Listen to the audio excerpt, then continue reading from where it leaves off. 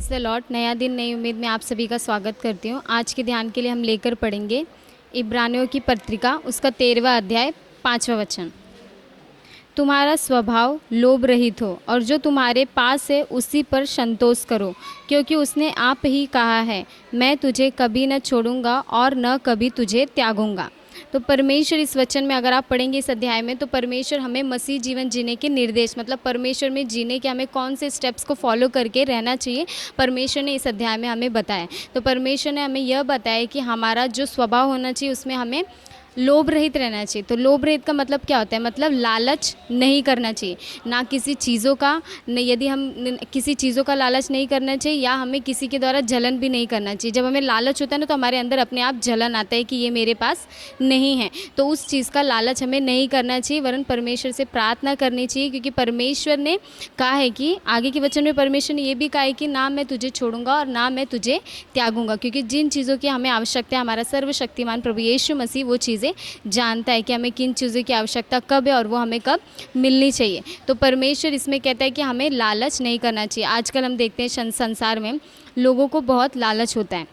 मुझे गाड़ी चाहिए, मुझे ये चाहिए, मुझे धन चाहिए, मतलब खुश रहने के लिए धन की आवश्यकता होती है, ऐसे लोगों को लगता है। लेकिन परमेश्वर ऐसा कहता है कि इन सब चीज़ों की नहीं, तुम्हें धन की आवश्यकता नहीं, तुम्हें एक सच्चे मार्ग की आवश्यकता है जो तुम्हें स्वर्ग तक ले जाए। तो परमेश्वर का नए वचन, यदि आप नए नियम को पढ़ेंगे तो उसमें एक वचन है कि तू पहले मेरे राज्य और धार्मिकता की खोज कर, तो तुझे जो चीज़ें वस्तुएं चाहिए वो तुझे दी जाएंगी। तो पहले हमें परमेश्वर के राज्य को ढूंढना है और इसकी धार्मिकता को पूरा करना है, तब जाके हमें चीज़ें परमेश्वर प्रोवाइड करता है। जैसे कि आगे भी अगर आप इसमें आगे पढ़ोगे तो परमेश्वर ने हमें स्पष्ट रूप से कहा है कि मैं तेरा सहायक हूँ, तू मत डर, तुझे जो चाहिए मैं तुझे वो सारी चीज़ें दूंगा।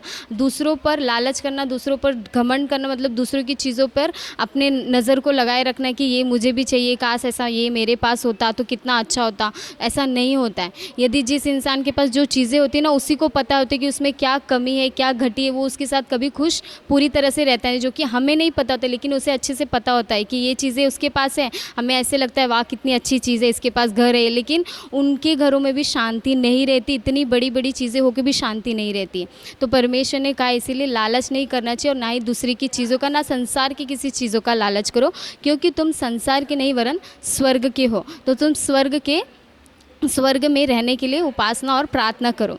तो इस वचन के द्वारा परमेश्वर आप सभी को आशीष करे। आइए हम प्रार्थना करेंगे।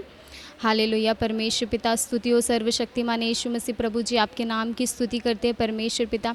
सुंदर समय के लिए प्रभु जी आपको धन्यवाद करते हैं परमेश्वर पिता। जिस प्रकार परमेश्वर पिता आपने इस अध्याय में, इस वचन में परमेश्वर बताया कि हमारा मसीह जीवन कैसे होना चाहिए, हमें किन रास्तों पर चलना चाहिए, हमारा आचरण कैसे होना चाहिए परमेश्वर पिता। प्रभु जी परमेश्वर, ये देखने वाले हर एक को भी परमेश्वर आप इस वचन के द्वारा परमेश्वर आप उनसे बातें कीजिए, उनके हृदय में प्रभु जी आप कार्य कीजिए परमेश्वर पिता।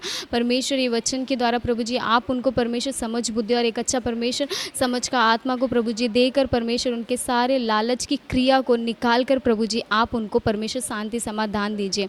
हालेलुया। परमेश्वर पिता वचन सुनने वाले हर एक को परमेश्वर प्रभु जी आप ब्लेस कीजिए प्रभु जी।